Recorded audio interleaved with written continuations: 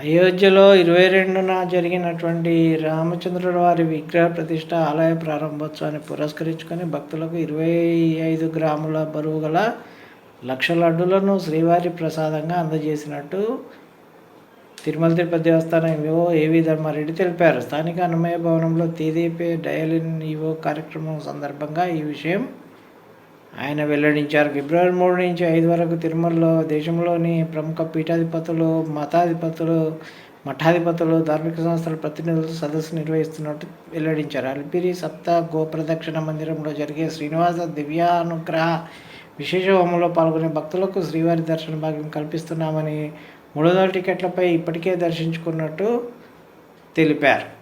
శ్రీవారి భక్తులు నాణ్యమైన అన్నప్రసాదం అందించడంలో భాగంగా గత నెల 10 నుంచి మిల్లర్ల వద్ద బియ్యాన్ని కొనుగోలు చేస్తున్నామని, ప్రతిరోజు 15 టన్నుల బియ్యాన్ని తిరుమల తిరుపతి దేవస్థానం వినియోగిస్తుందన్నారు. ధనుర్మాస కార్యక్రమాల ముగింపులో భాగంగా ఈ నెల 15న తిరుపతిలోని పరిపాలనా భవనం ప్రాంగణంలో శ్రీ గోదాదేవి కళ్యాణం వైభవంగా నిర్వహించామని చెప్పారు.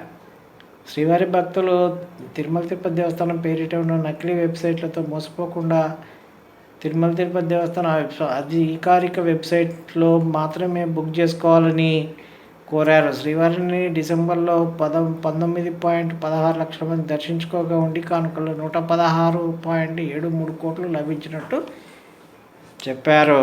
1.46 కోట్ల లడ్డూలు విక్రయించగా అన్నప్రసాదాలు 40.77 లక్షల మంది స్వీకరించారన్నారు. నమో వెంకటేశ.